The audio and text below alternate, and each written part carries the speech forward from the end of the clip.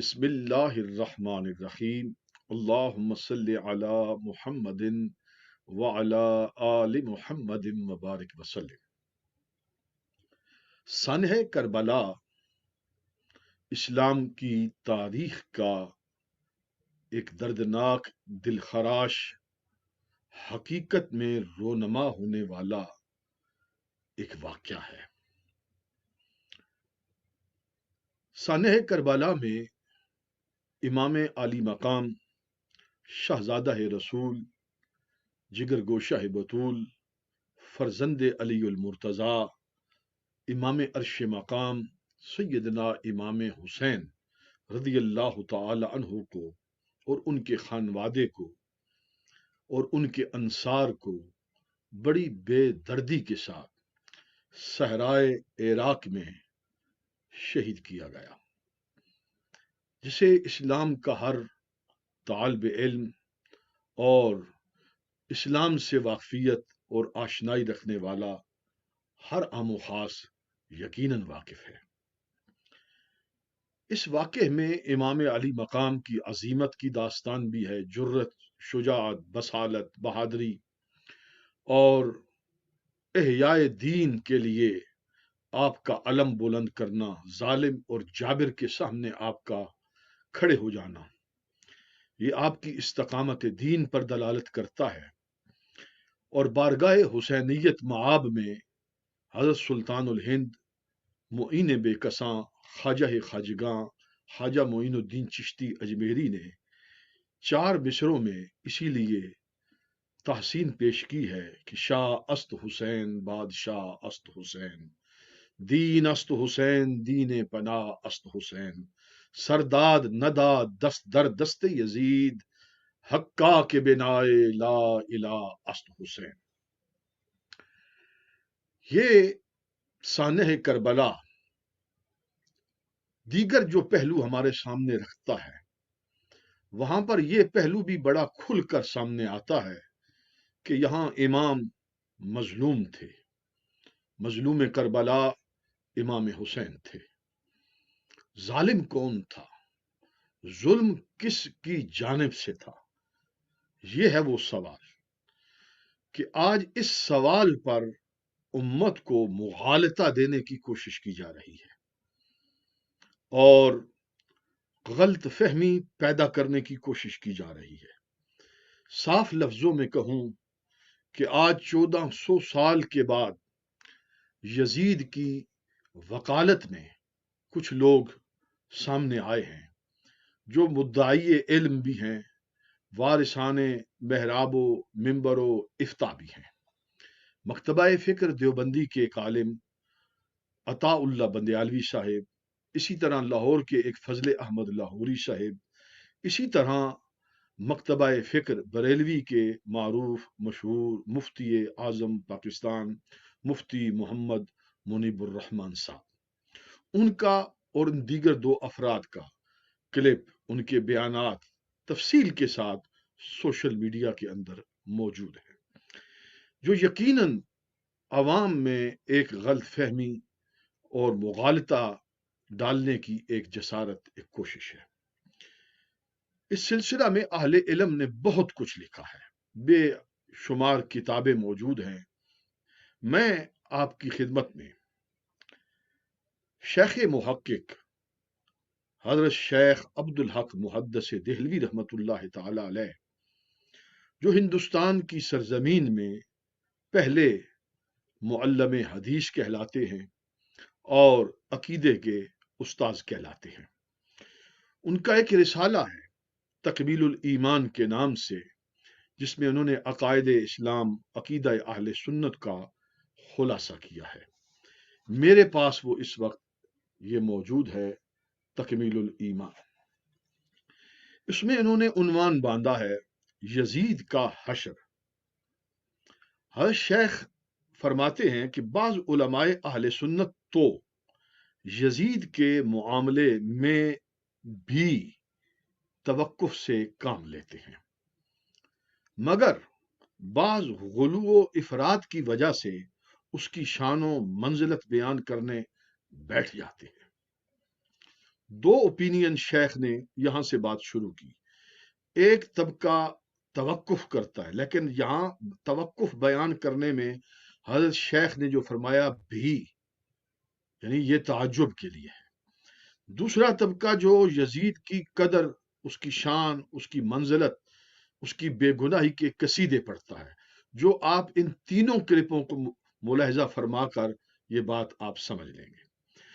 और कहते हैं कि चूंकि वो मुसलमानों की अक्सरियत की बिना पर अमीर मुकर्रर हुआ था, इमाम हुसैन रदी अल्लाह तआला अन्हु पर जरूरी था कि उनकी इताअत करते, यानी यजीद की इमाम इताअत करते।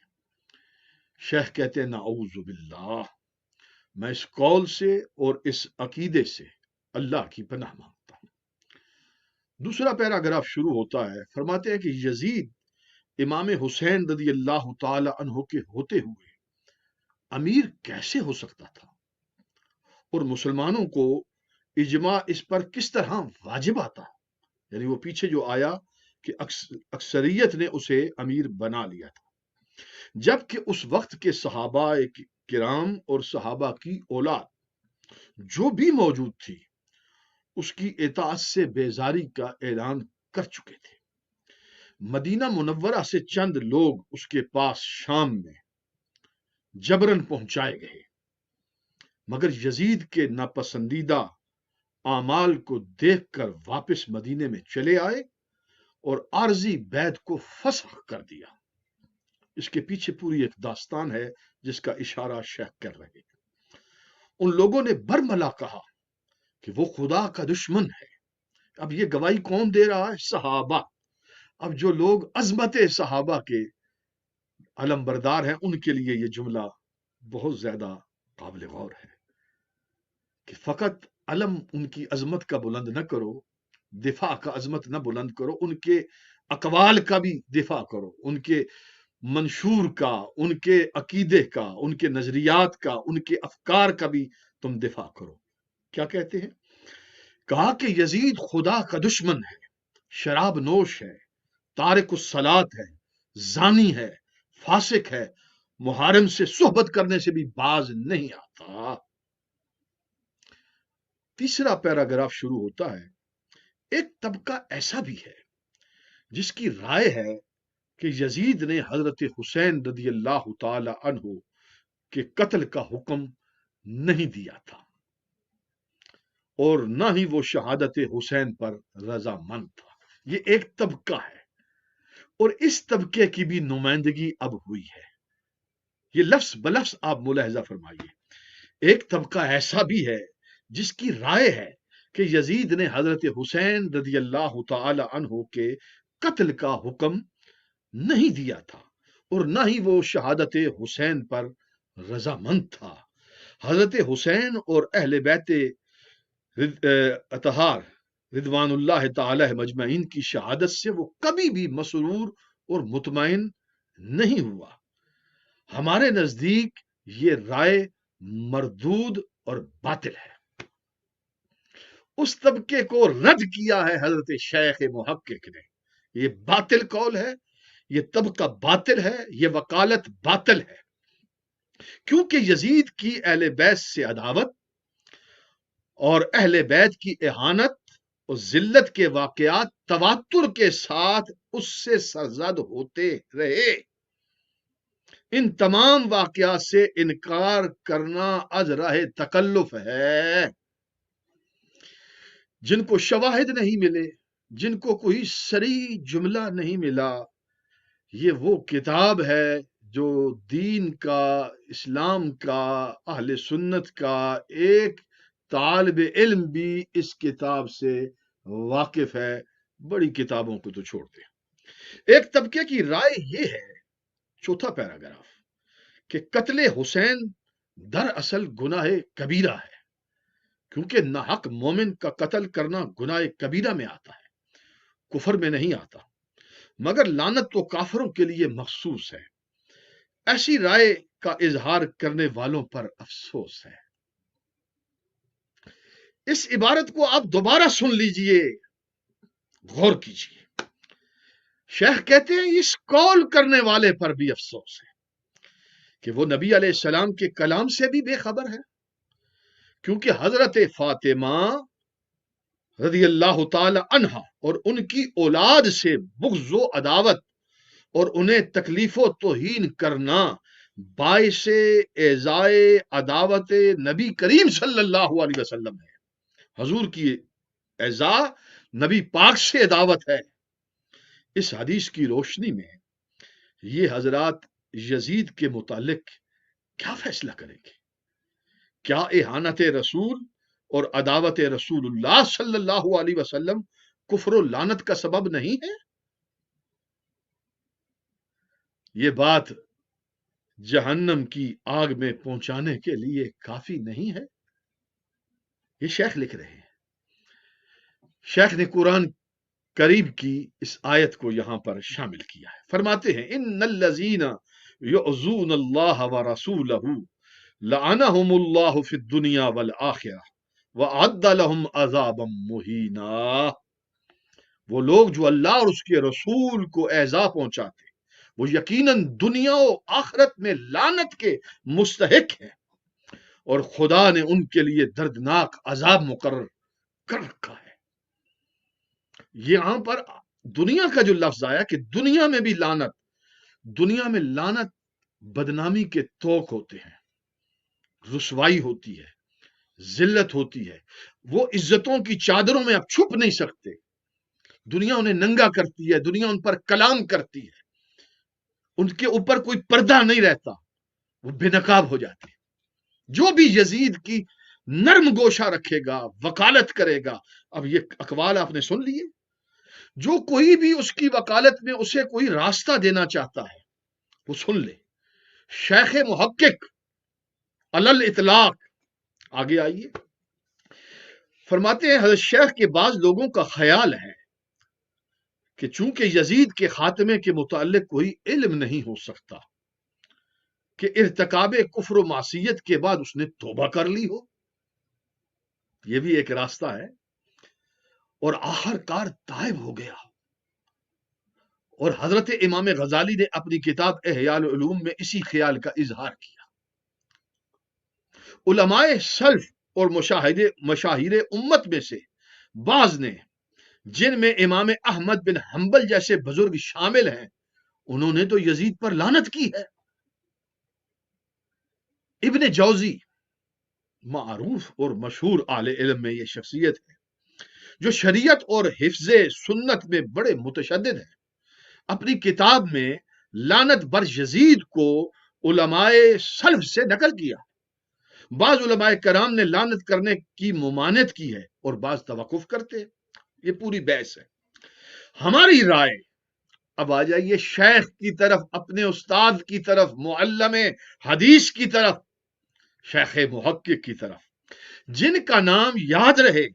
اہل سنت جب بھی کبھی آج انہیں کوئی کنسٹیٹیوشن اہل سنت لکھنے کی ضرورت پیش آتی ہے تو وہ شیخ کا نام بھی لکھتے ہیں۔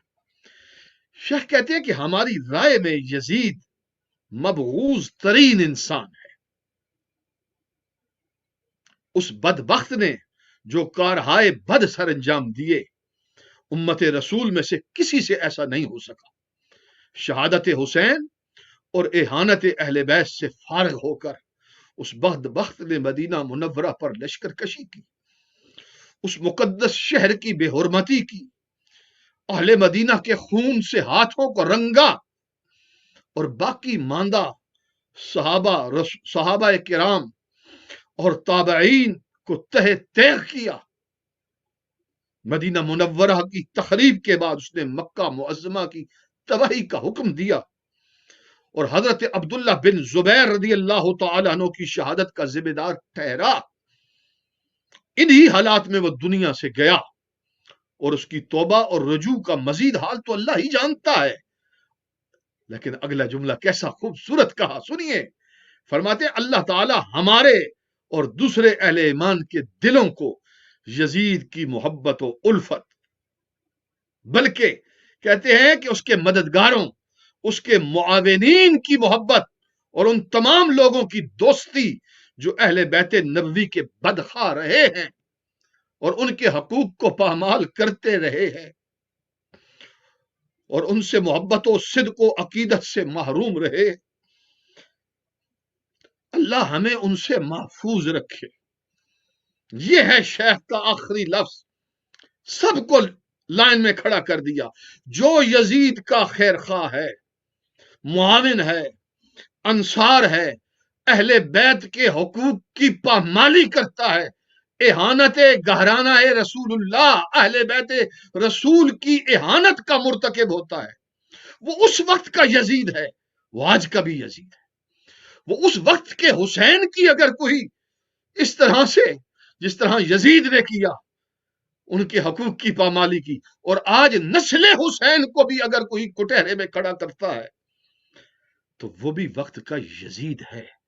شیخ کہتا ہے، حضرت شیخ عبداللہ فرماتے ہیں کہ اللہ کریم ہمیں ان سے محفوظ رکھے، ان کی قربت سے محفوظ رکھے۔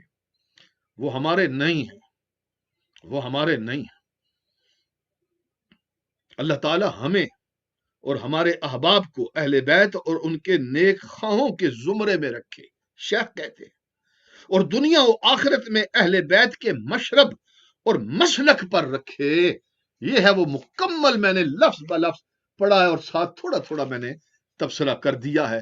میں امید کرتا ہوں اہل علم کی بارگاہ سے، میں ناچیز و ناکارہ ہوں، بہت چھوٹا آدمی ہوں، عام آدمی ہوں، دین کا طالب علم ہوں۔